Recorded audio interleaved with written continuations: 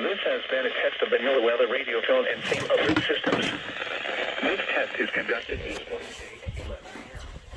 specially programmed receivers. Event that severe weather is expected on Wednesday, or there is inclement weather. The test is postponed to the next fair weather day. Or there is inclement weather. The test is postponed to the next fair weather day. This concludes this test of the NOAA weather radio and same alert systems. Now for the 10 a.m. observations across the northeastern United States. In Massachusetts, the report from Provincetown was not available. In Hyannis, cloudy and 72. Oh no, not the Provincetown report. Cloudy and 77.